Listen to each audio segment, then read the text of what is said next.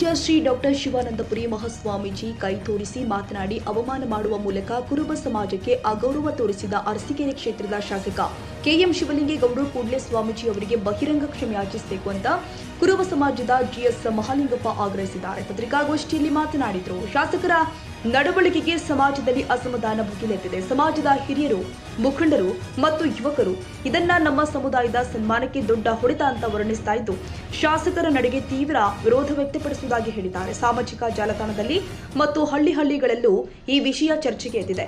ಇಂತಹ ನಡೆ ನಿರೀಕ್ಷೆ ಇಲ್ಲ. ಪರಮ ಪೂಜ್ಯ ಸ್ವಾಮೀಜಿಯವರು ತಮ್ಮ ಸಮುದಾಯದ ಆಧ್ಯಾತ್ಮಿಕ ದಾರಿದೀಪ. ಅವರನ್ನ ಅವಮಾನಿಸುವುದು ಲಕ್ಷಾಂತರ ಕುರುಬರ ಭಾವನೆಗಳನ್ನ ನೋಯಿಸುವಂತದ್ದು ಅಂತ ಆಕ್ರೋಶ ಹೊರಹಾಕಿದ್ದಾರೆ.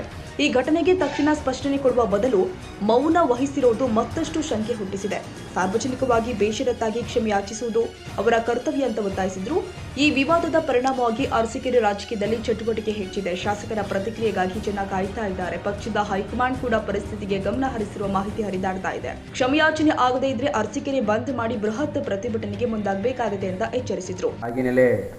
ಮಹಾ ಸಂಸ್ಥಾನ ಕನಕ ಗುರುಪೀಠ ಅದರ KR ನಗರ ಶಾಖಾ ಮಠದ ನಮ್ಮ ಗುರುಗಳಾದಂತಹ ಈಶ್ವರಾನಂದಪುರಿ ಶಿವಾನಂದಪುರಿ ಸ್ವಾಮೀಜಿಯವರಿಗೆ ನಮ್ಮ ದಿನಾಂಕ 23 ನವೆಂಬರ್ 25ರಂದು ನಡೆದಂತಹ ಕಾರ್ಯಕ್ರಮದಲ್ಲಿ ಅವ್ರ ಬಗ್ಗೆ ಸ್ವಲ್ಪ ಅವಮಾನ ಮಾಡಿದ್ದಾರೆ ಅಂತ ನಾವಿವತ್ತು ನಿಮ್ಮಲ್ಲಿ ವಿನಂತಿಯನ್ನು ಮಾಡ್ಕೊತಾ ಇದ್ದೀವಿ. ಯಾಕೆ ಅಂತ ಹೇಳಿದ್ರೆ, ಒಂದು ಸ್ವಾಮೀಜಿಗಳು ಅಂದರೆ ಒಂದು ವಿಶ್ವ ಭ್ರಾತೃತ್ವ, ಅವರು ಒಂದು ಅಸ್ಮಿತೆ, ಅವರು ಸಮಾಜದ ಆಸ್ತಿ. ಅವರು ಒಂದು ಸಮಾಜ ಅಂತ ಅಲ್ಲ, ಇಡೀ ಎಲ್ಲ ಸಮಾಜದ ಆಸ್ತಿಯಾಗಿರ್ತಾರೆ.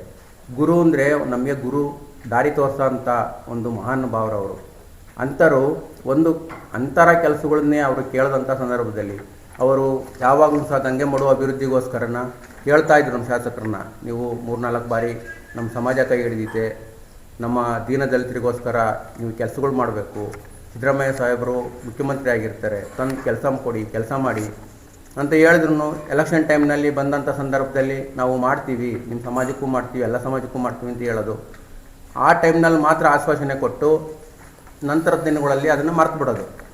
ಇಂಥ ಕೆಲಸಗಳು ಮಾಡ್ಕೊಂಬಂದಾಗ ನಮ್ಮ ಸ್ವಾಮೀಜಿಗಳು ಅವಕಾಶ ಇತ್ತಂದ ಸಂದರ್ಭದಲ್ಲಿ ಈ ಒಂದು ಕೊಡ್ತೀನಿ ಅಂತ ಹೇಳಿದ್ರಲ್ಲ, ನಮ್ಮ ಒಂದು ಗಂಗೆ ಮಾಡೋ ಒಂದು ಇದಕ್ಕೆ ಅಲ್ಲಿ ಒಂದು ಧಾರ್ಮಿಕ ಚಟುವಟಿಕೆಗಳನ್ನು ನಾವು ಮಾಡಬೇಕು, ಕೆಲಸ ಕಾರ್ಯಗಳು ಸ್ಥಗಿತವಾಗಿದ್ದಾವಲ್ಲ ಅಲ್ಲಿ ಅಂತ ಹೇಳಿ ಕೇಳಿದಂಥ ಸಂದರ್ಭದಲ್ಲಿ ಅವರು ಸ್ವಲ್ಪ ರ್ಯಾಶ್ ಆಗಿ ಮಾತಾಡಿದ್ದಾರೆ ಅಂತ. ಈಗ ಒಂದು ಸ್ವಾಮೀಜಿಗಳು ಅಂತಂದರೆ ಒಂದು ಪ್ರತಿಯೊಬ್ಬ ಮನುಷ್ಯನಿಗೂ ಒಂದು ಎಲ್ಲ ಥರದ್ದು ಹಕ್ಕಿರುತ್ತೆ. ಒಂದು ಧಾರ್ಮಿಕ ಹಕ್ಕು ಆಗ್ಬೋದು, ಸ್ವತಂತ್ರ ಹಕ್ಕು, ಸಮಾನತೆ ಹಕ್ಕಾಗ್ಬೋದು, ಎಲ್ಲ ಥರದ್ದು ಸಂವಿಧಾನ ಕೊಟ್ಟಿರೋದ್ರ ಪ್ರಕಾರ ನಮಗೆ ಹಕ್ಕುಗಳು ಇರುತ್ತೆ. ಆ ಹಕ್ಕುಗಳನ್ನು ಕೇಳೋದೇ ತಪ್ಪ. ಈ ನಮ್ಮ ಸ್ವಾಮೀಜಿಗಳು ಅವ್ರದ್ದೇ ಕೇಳಿಲ್ಲ ಅಂತಂದಮೇಲೆ ನಮ್ಮ ಹೆಂಗೆ ಕೇಳ್ತಾರೆ ಅವರು? ಒಬ್ಬ ಸಾಮಾನ್ಯ ಪ್ರಜೆ ಅಂತಂದ್ರೂ ನಾವು ಹೋದಾಗ ಅವರು ಒಂದು ಕ್ಷೇತ್ರದ ಒಬ್ಬರು ಒಂದು ಇದಾಗಿರ್ತಾರೆ.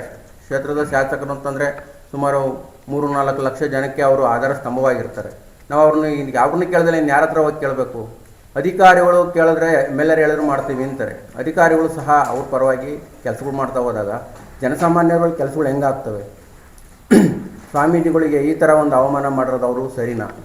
ಅವ್ರಿಗೆ ನಮ್ಮ ಕ್ಷೇತ್ರದ ಈಗ ಒಂದು ಕುಟುಂಬದವನ್ನು ನೋಡ್ಕೋಬೇಕಾದ್ರೆ ಆ ಕುಟುಂಬದ ಸದಸ್ಯರೇ ಆಗಬೇಕಾಗುತ್ತೆ. ನಾವು ಸಮಾಜ ರಕ್ಷಣೆ ಮಾಡಬೇಕು ಅಂತಂದಾಗ ಅವರಿಗೆ ಹಕ್ಕಿರುತ್ತೆ. ಹಾಗೆ ನಮ್ಮ ಸಮಾಜದ ಕೆಲವರು ಮುಖಂಡರುಗಳು ಅವರನ್ನು ಎಲ್ಲ ನಮ್ಮ ಸಮಾಜದ ಒಬ್ಬ ಅಧಿಕಾರದ ವಸ್ತರಿದ್ದಾಗ ಸಂದರ್ಭದಲ್ಲಿ ಕೆಲವೊಂದು ಕೆಲಸಗಳನ್ನು ತಂದಿರ್ತಾರೆ.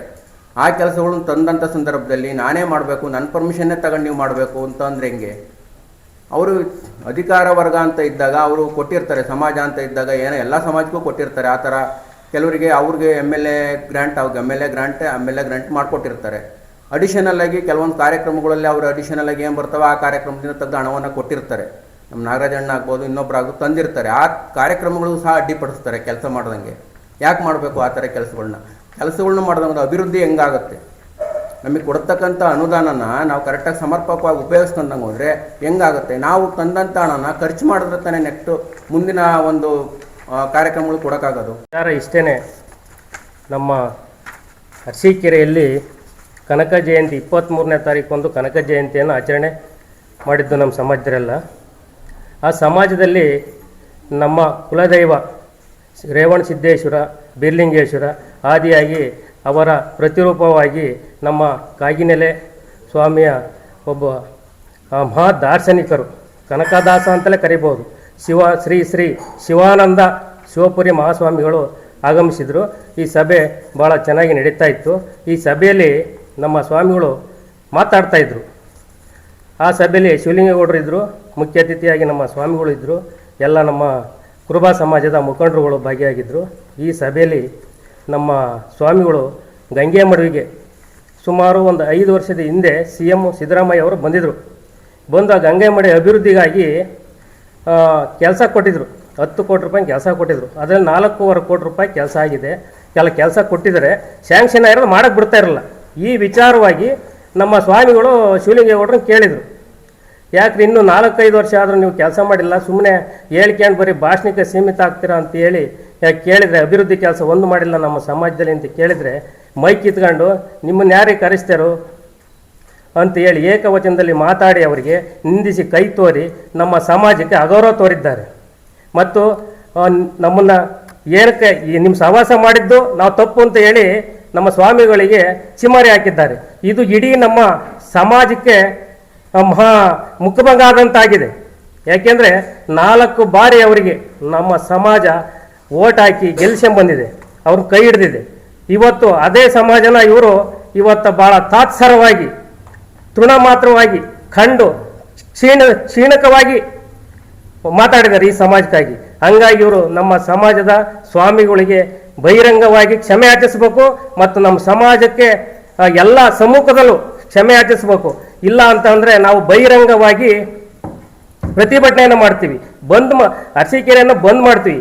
ಈ ವಿಚಾರವಾಗಿ ನಮ್ಮ ಜಿಲ್ಲಾದ್ಯಂತ ಇರ್ತಕ್ಕಂಥ ನಮ್ಮ ಸಮಾಜದ ನಾಯಕರುಗಳು, ಜಿಲ್ಲಾ ಅಧ್ಯಕ್ಷರುಗಳು ಮತ್ತು ತಾಲೂಕು ಅಧ್ಯಕ್ಷರುಗಳು ಮತ್ತು ರಾಜ್ಯದ ಅಧ್ಯಕ್ಷರುಗಳು, ಉಪಾಧ್ಯಕ್ಷರು ಇದ್ರ ಬಗ್ಗೆ ಧ್ವನಿ ಎತ್ತಿ ಮಾತಾಡಬೇಕು.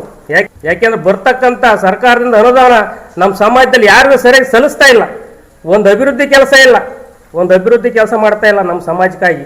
ಎಲ್ಲ ಬರೀ ಅವ್ರಿಗೆ ಬೇಕಾದಂಥ ಹಿಂಬಾಲಕರಿಗೆ ಮಾತ್ರ ಮಾಡ್ಕೊಂಡು ಹೋಗ್ತಾ ಇದ್ರೆ ಹೊರತು ಯಾರಿಗೂ ಮಾಡ್ತಾ ಇಲ್ಲ. ಯಾಕೆಂದ್ರೆ ಅವ್ರು ಶಾಸಕರಾಗಿ ಬರೀ ಒಂದು ಪಾರ್ಟಿ ಅವರ ಸಂಗಡಿಗರಿಗೆ ಮಾತ್ರ ಮಾಡ್ತಾರೆ. ಇಡೀ ಕ್ಷೇತ್ರದ ಜನಗಳ ಅಭಿವೃದ್ಧಿ ಮಾಡ್ತಾ ಇಲ್ಲ. ಯಾರಾದ್ರೂ ಕೇಳಕ್ಕೆ ಹೋದ್ರೆ ಏಕವಚನದಲ್ಲಿ ನಮ್ಮ ಸ್ವಾಮಿಯವರು ಯಾವ ಥರ ಅವಮಾನ ಮಾಡಿದ್ರು ಇದೇ ರೀತಿ ಮಾತಾಡ್ತಾರೆ ಹೊರತು ಬೇರೆ ಏನಿಲ್ಲ. ಈಗ ನಮಗೂ ಆಶ್ವಾಸನೆ ಕೊಟ್ಟು ಕೆಲಸ ಮಾಡಿ ಅಂತ ಹೇಳಿ ನಮಗೂ ಕೆಲಸ ಮಾಡಿದ್ರೆ ನಮ್ಮ ಬಿಲ್ಲು ನಿಲ್ಲಿಸಿಬಿಟ್ಟಿದ್ದಾರೆ. ಯಾಕೆಂದ್ರೆ ಅದಕ್ಕೆಲ್ಲ ದಾಖಲಾತಿಗಳನ್ನೆಲ್ಲ ಇಟ್ಕೊಂಡಿದ್ವಿ, ಸಾಕಷ್ಟು ನಾವು ಇಲಾಖೆಗಳೆಲ್ಲ ಕೊಟ್ಟಿದ್ವಿ. ಇನ್ನು ಏನು ನಮಗೆ ಒಂದು 8 ವರ್ಷ ಆದರೂ ಬಿಲ್ಗಳು ಆಗೇ ಇಲ್ಲ.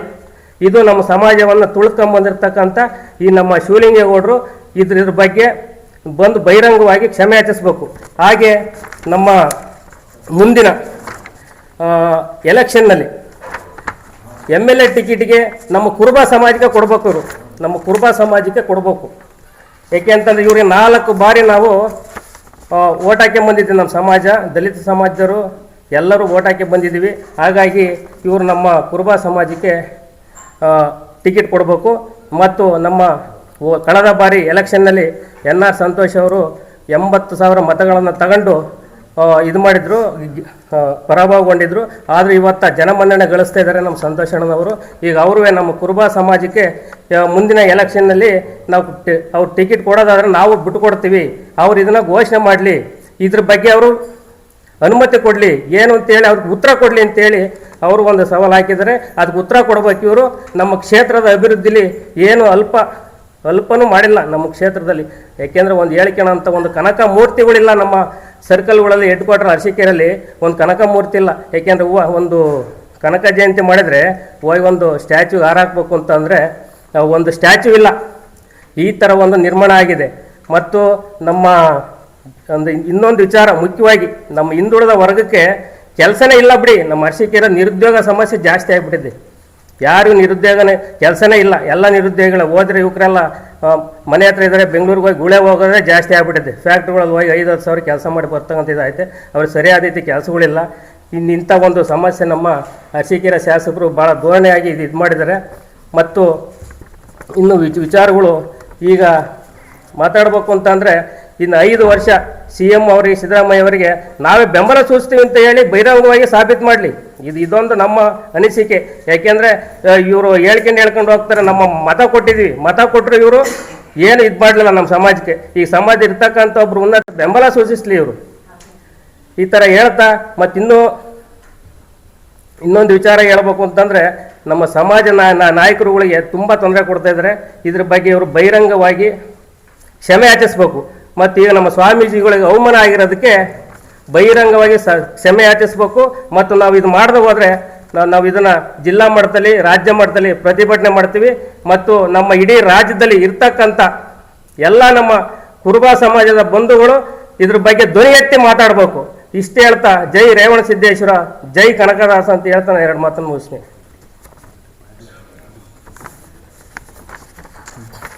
ಮಾಧ್ಯಮ ಮಿತ್ರರಿಗೆ ಎಲ್ಲರಿಗೂ ನಮಸ್ಕಾರ. ನಮ್ಮ ಅರಸೀಕೆರೆ ಕ್ಷೇತ್ರದ KM ಶಿವಲಿಂಗೇಗೌಡರು 4 ಬಾರಿ ನಮ್ಮ ಕ್ಷೇತ್ರದಲ್ಲಿ ಆಯ್ಕೆ ಮಾಡಿ ಕುರುಬ ಸಮಾಜ ಇಲ್ಲ ಅಂದಿದ್ರೆ ಅವರು ತುಂಬ ಕಷ್ಟದಲ್ಲಿ ಇದು ಮಾಡಬೇಕಾಗಿತ್ತು, ಸೋಲನ್ನು ಕಾಣ್ತಾಯಿದ್ರು. ಆದರೆ ಕನಕ ಜಯಂತಿ ನಡೆಯೋ ಜಾಗದಲ್ಲಿ ಸ್ವಾಮೀಜಿಯವ್ರನ್ನ ಕರೆಸಿ ಅವರಿಗೆ ಅವಮಾನ ಮಾಡುವಂಥ ಕೆಲಸನ ನಮ್ಮ KM ಶಿವಲಿಂಗೇಗೌಡರು ಮಾಡಲೇಬೇಕು ಅಂತಲೇ ಅವರಿಗೆ ಅವಮಾನ ಮಾಡಿದ್ದಾರೆ.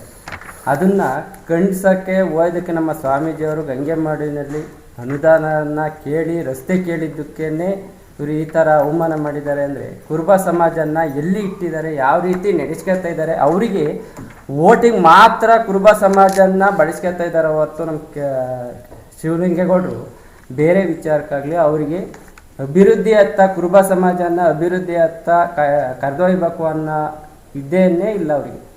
ಮತ್ತು ಎಲ್ಲ ಕಡೆ ಎಲ್ಲ ಕ್ಷೇತ್ರಗಳಲ್ಲಿ ಗಂಗೆ ಕಲ್ಯಾಣನ ಕೊಡ್ತಾ ಹೋಗ್ತಾ ಇದ್ದಾರೆ.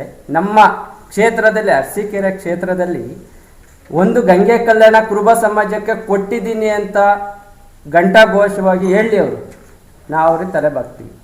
ಯಾಕೆ ಕೊಡ್ತಾ ಇಲ್ಲ ಇವರು? ಬರ್ತಾ ಇಲ್ವ ಅನುದಾನ ಕುರುಬ ಸಮಾಜಕ್ಕೆ? ನಮ್ಮ ದಲಿತ ಸಮಾಜಕ್ಕೂ ಕೊಡ್ತಾ ಇಲ್ಲ.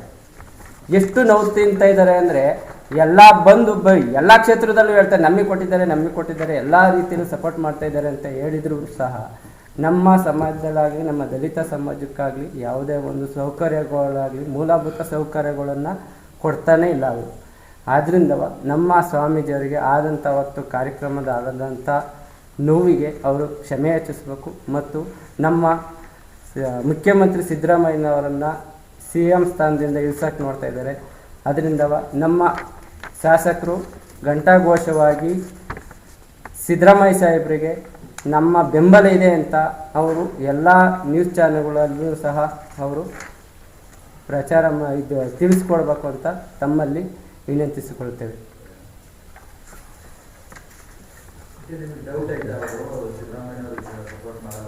ಹೌದು ಸರ್, ಡೌಟ್ ಇದೆ ಸರ್.